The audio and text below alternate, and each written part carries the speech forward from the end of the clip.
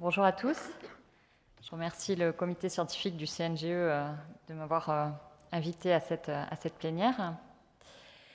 Ça ne vous a pas échappé que désormais tout était mondialisé, y compris les problématiques de santé, et que notre santé était étroitement liée à celle des animaux, à celle des écosystèmes.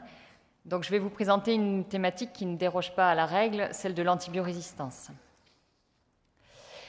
L'efficacité remarquable des antibiotiques a motivé leur utilisation massive et répétée depuis le milieu du siècle dernier. Cette utilisation, surutilisation, mauvaise utilisation a entraîné une pression de sélection et l'apparition de souches bactériennes résistantes. En France, en 2018, on consommait plus de 25% par rapport à la moyenne européenne d'antibiotiques. Et aujourd'hui encore, on est classé au 4e rang des pays les plus consommateurs d'antibiotiques en Europe. Donc en France, les volumes sont répartis de la façon suivante. 60% sont destinés à la santé humaine, dont 77% sont prescrits en soins premiers. 40% de ces volumes sont destinés à la santé animale, donc 95% pour les animaux d'élevage. Depuis 10 ans, il y a déjà eu des efforts dans la réduction de cette consommation d'antibiotiques, notamment dans le monde animal. Depuis 5 ans, on voit une décroissance en milieu hospitalier. C'est plus timide en ville, exception faite de 2020, et j'y reviendrai. Alors, quels sont les enjeux autour de l'antibiorésistance ? Eh bien, c'est de ne pas atteindre une ère post-antibiotique. Pour illustrer un petit peu le problème de la multirésistance même, je vais vous présenter quelques chiffres. En 2015, en Europe, c'était plus de 670 000 infections à bactéries multirésistantes, pour un coût total estimé de plus de 11 milliards de dollars. En 2009, c'était 25 000 décès en Europe, 33 000 en 2015, donc un phénomène croissant. Une étude parue dans le Lancet en 2018 estimait que si rien n'était fait pour enrayer le phénomène, eh bien, les infections bactériennes pourraient devenir la première cause de mortalité dans le monde d'ici 2050. En 2017, l'OMS a alerté particulièrement sur une bactérie multirésistante, que sont les entérobactéries productrices de bêta-lactamase à spectre élargi. Les bêta-lactamines, c'est une classe d'antibiotiques qu'on utilise très largement du fait de leur faible toxicité et de leur large spectre d'action. Ce sont les pénicillines, les céphalosporines, les monobactam, les carbapénènes. Les bêta-lactamases, ce sont des enzymes produites par les bactéries pour inactiver l'action d'antibiotiques de la famille des bêta-lactamines. C'est une résistance qui est apparue en 1965, enfin identifiée en 1965, et puis au fur et à mesure des mutations, bien, le spectre d'action de cette enzyme s'est élargi pour obtenir les bêta-lactamases à spectre élargi. Et donc aujourd'hui, les souches principales inhibent les céphalosporines de première, deuxième, troisième, quatrième génération, les pénicillines et l'astréonam. Et le problème, c'est que ces bactéries qui possèdent donc cette enzyme portent aussi souvent le gène de résistance à d'autres classes d'antibiotiques, comme les fluoroquinolones. Donc vous aurez compris, céphalosporine, pénicilline, fluoroquinolone, c'est un peu tous les antibiotiques qu'on utilise en première intention, en première ligne. Et donc ça peut amener à des impasses thérapeutiques.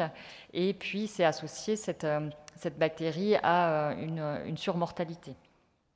Alors pourquoi c'est vraiment un problème ? Eh bien parce que le premier représentant des entérobactéries, c'est Escherichia coli.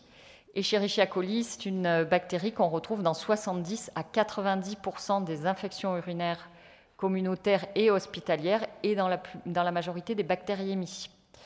Escherichia coli, c'est une bactérie commensale du tube digestif de l'homme, donc à l'occasion d'un banal traitement antibiotique oral, eh bien, elle va pouvoir acquérir une résistance et puis elle a un avantage sélectif, donc elle va coloniser le tube digestif et puis l'individu colonisé, quand il va pouvoir en excréter une grande quantité dans ses selles.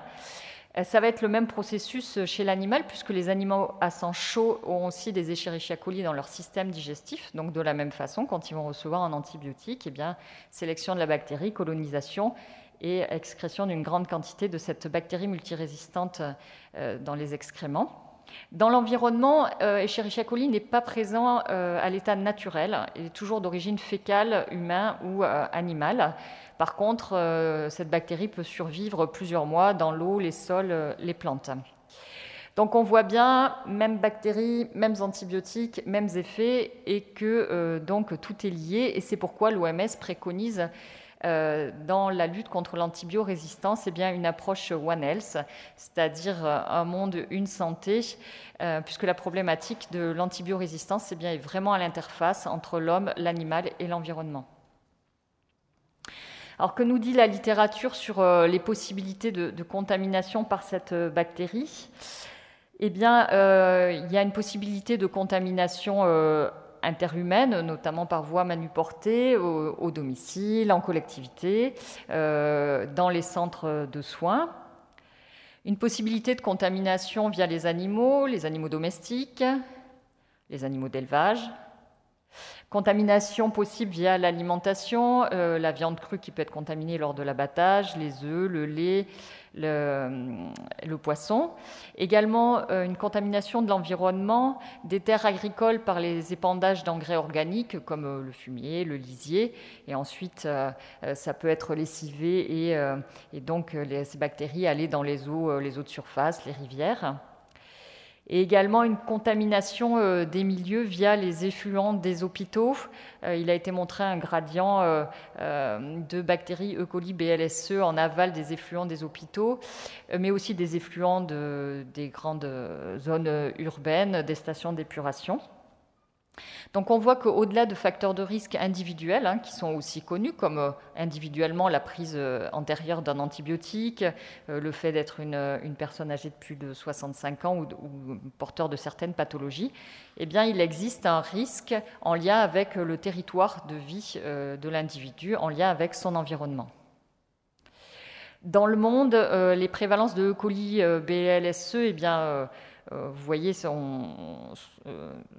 diffèrent selon la zone où vous résidez. Les zones de forte endémie, ce sont l'Afrique de l'Ouest, le Moyen-Orient et puis l'Asie. En Asie, on sait notamment que 90% de nos antibiotiques sont produits en Inde ou en Chine et que ces usines pharmaceutiques, pour certaines, relarguent largement des antibiotiques dans l'environnement. Et donc, il y a des foyers de très forte antibiorésistance. Et pour illustrer un petit peu l'impact que ça peut avoir directement sur notre santé, le simple fait de voyager dans un de ces pays, ça multiplie par 16 le risque de revenir porteur d'une de ces bactéries productrices de BLSE, et ce jusqu'à 6 semaines après le retour de voyage. À l'échelle européenne, on a un gradient nord-sud des prévalences, donc moins importante dans le nord, plus importante dans le sud. Et même à l'échelle nationale, c'est des données de santé de ville, on a des variations interrégionales. Alors, toutes ces constatations nous ont amenés à faire un travail de recherche qui était mon travail de doctorat pour comprendre finalement qu'est-ce qui pouvait influencer les prévalences de E. coli BLSE dans les échantillons d'urine, donc de patients non hospitalisés, sur un territoire donné. Est-ce qu'il y avait des caractéristiques du territoire de vie des patients qui pouvaient expliquer ces taux de E. coli BLSE dans les urines? On a choisi pour ça d'étudier des caractéristiques à la fois socio-démographiques, comme par exemple le taux de personnes de plus de 65 ans sur un territoire, des caractéristiques sanitaires, les volumes globaux d'antibiotiques, ceux à large spectre, ou la présence d'un établissement de soins sur le territoire, et puis des données agri-environnementales, par exemple la part des terres agricoles ou la présence d'élevage de porcs, de poulets, de bovins sur un territoire, donc dans cette idée d'une approche One Health. Par rapport aux données sur les E. coli BLSE, on s'est basé sur les données du réseau de surveillance de l'antibiorésistance Medcal, qui est un réseau qui récupère les données de CBU de laboratoires de ville qui sont répartis en Pays de la Loire et Bretagne. Comme on voulait étudier les caractéristiques du territoire de vie des individus, mais qu'on n'avait pas l'adresse des patients qui étaient allés effectuer leur prélèvement leur analyse urinaire dans les laboratoires, on a émis l'hypothèse que les patients réalisent leurs analyses dans le laboratoire le plus proche de leur domicile, en distance temps par la route. Donc ensuite, on a fait une méthode cartographique, on a géolocalisé les 350 laboratoires des Pays de la Loire-Bretagne, qui étaient répartis dans 199 communes. Et à ces 199 communes, on a attribué les plus de 2700 communes des 2 régions pour obtenir comme ça des territoires de résidence des patients qui fréquentent les laboratoires et donc au taux de E. coli BLSE pouvoir essayer d'associer des caractéristiques des territoires de résidence des patients.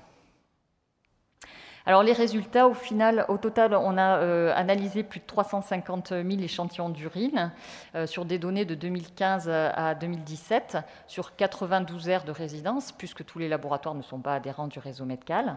On avait une prévalence moyenne qui était de 3,3%, ce qui est légèrement inférieur à la moyenne nationale sur la même période, mais avec des variations des taux qui pouvaient varier de 1,3% jusqu'à 6%, donc de E. coli BLSE dans les échantillons d'urine.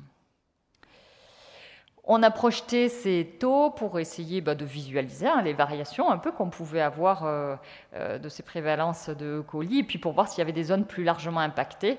Et donc, comme vous le voyez, c'était le cas en Bretagne, en Côte-d'Armor et le Finistère. On a fait des analyses statistiques multivariées pour voir s'il y avait certaines caractéristiques qui étaient associées de façon significative à une augmentation du taux de E. coli BLSE sur un territoire, et puis on en a trouvé. Le taux de plus de 65 ans sur un territoire, alors là, c'est un facteur de risque individuel connu de contracter une bactérie E. coli BLSE. Là, c'était à l'échelle de la population. On sait que les personnes âgées sont plus fragiles face aux infections et donc plus susceptibles aussi de recevoir des antibiotiques. Ce d'autant plus que l'étude PER2 a montré que le médecin généraliste prescrivait plus facilement des antibiotiques aux patients qu'il percevait justement comme fragiles. Donc c'est un peu la double peine. Sur ce graphique, vous pouvez voir, ça c'est les consommations d'antibiotiques en secteur de ville par tranche d'âge, et que donc les personnes âgées, c'est celles qui reçoivent proportionnellement le plus d'antibiotiques, et puis c'est des courbes qui ont du mal à décroître. On retrouvait aussi 2 autres caractéristiques liées aux soins qui étaient associées donc à cette augmentation de taux. La consommation de céphalosporine de 3e génération sur le territoire, donc ça aussi c'est un facteur de risque individuel connu, mais là c'était à l'échelle de la population. Et puis le nombre de lits d'hôpital sur le territoire. Alors c'est un drôle de marqueur, on voulait faire pouvoir étudier la caractéristique de la présence d'un établissement de soins, c'est le seul indicateur qu'on a pu trouver. C'est un indicateur imparfait, puisque ça ne rend pas compte de l'activité hospitalière, sachant qu'un service de réanimation, ça consomme 2-3 fois plus d'antibiotiques qu'un service de chirurgie conventionnel. Mais il n'empêche que c'est la première fois qu'on fait un lien entre la présence d'un établissement de soins sur un territoire et puis la santé des populations environnantes. Jusqu'à présent, on avait fait le lien avec la pollution de l'environnement, comme je l'ai expliqué tout à l'heure, mais là, un lien directement avec la santé de la population environnante. On avait aussi des caractéristiques agri-environnementales qui étaient liées à cette augmentation de taux de E. coli BLSE, et notamment la présence d'élevage de porcs et de poulets. Ce n'était pas le cas pour les bovins. Alors ça s'explique assez facilement, c'est que les élevages de monogastriques, donc porc, poulet, ce sont les élevages qui, proportionnellement évidemment au poids de l'animal, reçoivent le plus d'antibiotiques. Alors des efforts ont vraiment été faits dans ce domaine-là en France, avec notamment l'interdiction de l'utilisation des antibiotiques comme facteur de croissance. Mais ça interroge effectivement sur ce modèle d'élevage qui sont souvent des élevages intensifs avec de grandes densités d'individus. Donc cette forte densité peut stresser les individus et les rendre plus sensibles aux infections. Et puis évidemment, quand vous avez un animal qui est infecté, l'infection se diffuse beaucoup plus rapidement du fait de la densité des individus. Donc ce schéma-là résume un petit peu ce qui a été retrouvé dans cette étude, c'est-à-dire qu'à l'échelle d'un territoire de vie des individus, toutes les sources de consommation d'antibiotiques peuvent avoir un effet sur l'augmentation du taux de E. coli BLSE. Nos prescriptions de céphalosporine en soins primaires, les élevages de porcs et de poulets qui sont ceux qui reçoivent le plus d'antibiotiques, et puis l'activité hospitalière avec la grande concentration de patients. L'étude n'abordait pas les modalités de contamination, mais on peut poser des hypothèses par les effluents d'élevage, la contamination des terres agricoles, la gestion des eaux usées, la contamination des eaux de surface, et puis peut-être aussi par rapport à la population âgée, les contaminations interhumaines. Cette étude a évidemment ses limites, puisque c'est une approche écologique, donc on ne peut pas faire de lien direct de cause à effet, mais ce ne sont que des corrélations. Il expliquait toutes ces caractéristiques qui ont été retenues, expliquaient 37% de la variance, pour faire simple, de notre variable, qui était le taux de E. coli BLSE, dont 22% étaient expliqués par des données socio-démographiques, ce qui peut-être laisserait à penser quand même qu'il y a une grande part des contaminations interhumaines dans le fait de contracter E. coli BLSE. Mais il y a une grande partie donc, de ce taux qui n'est pas expliqué, alors sans doute par des caractéristiques qu'on n'a pas pris en compte. Par exemple, les animaux domestiques, il n'y a pas de données là-dessus, et c'est maintenant les animaux domestiques consomment, rapportés à l'individu, plus d'antibiotiques que les animaux d'élevage, et en plus il y a un contact étroit avec l'homme. Mais aussi on peut se poser la question, est-ce qu'on n'est pas en train de voir que la partie émergée de l'iceberg, et notamment par le manque de données environnementales, puisque on commence maintenant à s'intéresser à ça. Il y a une étude qui est parue en 2019 de l'Université d'York, où les chercheurs avaient analysé plus de 700 échantillons d'eau partout dans le monde, et 1 sur 7 présentait des taux d'antibiotiques supérieurs aux normes. Donc parfois 300 fois aux normes, avec parfois des rivières qui étaient impropres à la vie des poissons. Mais les chercheurs de souligner que même si en Europe ces taux sont plus faibles, ça peut peut-être avoir augmenté le risque de transmission de gènes de résistance aux germes pathogènes humains. Donc là, on voit qu'il y a sans doute encore tout un champ de recherche pour comprendre finalement l'impact de cette pollution de l'environnement sur les équilibres des écosystèmes, sur la faune sauvage, et donc en creux sur la santé humaine. Donc, pour conclure, l'idée de cette présentation, c'était de vous montrer que vraiment la lutte contre l'antibiorésistance, c'était quelque chose de plurisectoriel, mais que même si c'était quelque chose de globalisé, de mondialisé, ça pouvait aussi se jouer à l'échelle de nos territoires de vie, de nos territoires d'exercice. Pour en revenir plus à nos pratiques, un chiffre que vous avez peut-être vu, en 2020, en ville, moins 18% de prescription d'antibiotiques, du jamais vu. Aucune campagne nationale n'a été aussi efficace. La bonne nouvelle, c'est qu'après le confinement, les taux de E. coli BLSE dans les urines, donc toujours dans la surveillance de ville, étaient significativement inférieurs aux taux estimés attendus, qui avaient été estimés par rapport à l'évolution sur les années précédentes. Ce qui veut dire, et on peut être aussi des fois un peu optimiste, que si on change de façon significative nos pratiques, ça peut avoir un impact rapide, finalement, sur des marqueurs de l'antibiorésistance. Alors, le confinement, le Covid, il y a eu moins de consultations, et puis aussi moins d'épidémies hivernales saisonnières, ce qui nous fait dire que dans l'après, on a très envie de dire après, il faudra sans doute continuer à promouvoir les gestes barrières, et puis aussi continuer à promouvoir la vaccination, puisque la meilleure façon d'éviter de prescrire des antibiotiques, c'est d'éviter les infections. Et puis, ces pathologies saisonnières hivernales, grippe, gastro-entérite, bronchite, rhinopharyngite, vous voyez où je veux en venir, ce sont principalement des pathologies virales, et donc pour lesquelles, normalement, même en temps normal, on n'aurait pas à prescrire d'antibiotiques, ce qui nous ramène quand même aux chiffres qu'on trouve dans la littérature, que 20 à 35% de nos prescriptions d'antibiotiques seraient inappropriées, voire carrément inutiles. Et donc je terminerai là-dessus pour dire qu'à l'instar de la lutte contre les changements climatiques, et peut-être même un peu plus, la lutte contre l'antibiorésistance, c'est nous et c'est maintenant. Merci. Je vous propose qu'on prenne 5 minutes pour des questions. Ségolène de Bruxelles. C'est une question qui en fait est valable pour les deux. On voit souvent la partie émergée de l'iceberg. Il existe des médecins vigies, il existe des maladies à déclaration obligatoire, mais souvent, ce n'est pas le cas, toutes ces maladies-là. Est-ce que vous avez un système en France pour pouvoir reporter tout ce qu'on voit, ou est-ce qu'il y a du big data qui est analysé de telle manière à pouvoir montrer au niveau épidémiologique ce qui se passe au niveau de nos pratiques? On parlait du rôle du médecin, mais on a vraiment un rôle effectivement de reporting par rapport à ça, et on n'a pas de moyens. Est-ce qu'il y en a en France? Je ne sais pas à qui s'adresse particulièrement. Alors pour en tout cas l'antibiorésistance, il y a des réseaux de surveillance de l'antibiorésistance en France et en Europe aussi. Là, je parlais du réseau Medcal, la mission Primo. Ça existe aussi dans les EHPAD, ça existe aussi à l'hôpital. Donc en tout cas, c'est pas à l'échelle du médecin généraliste, mais en tout cas, il y a des réseaux de surveillance. Après, pour les autres maladies... Je vous propose qu'on ait le retour de l'épidémiologiste juste après. Ce sera la présentation suivante qui nous fera état un peu de quelques sources de données. Une autre question ? Oui.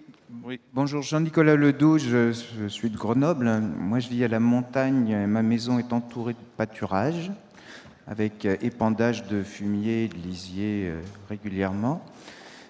Et je me demande, pour toutes les gens qui, comme moi, vivent dans un pays d'élevage, quelle est la rémanence de l'Escherichia coli BLSE ou pas dans les terres après l'épandage, est-ce qu'on le sait? Et dans les eaux qui sont collectées, puisque beaucoup de nos villages, on est alimenté par des sources. Et je ne sais pas à quel point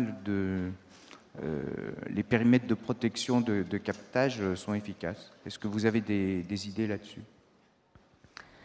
J'ai pas de données sur, par contre, la surveillance environnementale. En tout cas, les eaux de captage, l'eau potable est évidemment surveillée par rapport aux bactéries. Après, des fois, il y a des pollutions agricoles sur les eaux de baignade. Vous pouvez voir qu'il y a des eaux de baignade qui peuvent être polluées du fait de l'activité agricole. Mais là, sur les données de surveillance de Escherichia coli, dans les eaux de surface, les eaux souterraines, là, j'ai pas de données. Peut-être que... Bon. Parce que ma question est finalement, rejoint un problème plus large. Par exemple, dans le Jura, la production de comté, de fromage de comté, est en train d'entraîner la pollution des rivières avec la disparition de la faune des rivières. Il n'y a pas qu'en Bretagne avec les élevages de porcs, quoi. Effectivement, donc on avait pris ces deux exemples, alors qu'on a une expertise des médecins généralistes, de quelques médecins généralistes, ces deux vignettes à visée un peu démonstrative. Je vous propose qu'on avance dans la plénière justement en voyant d'autres facteurs, parce qu'en fait, ils sont très nombreux.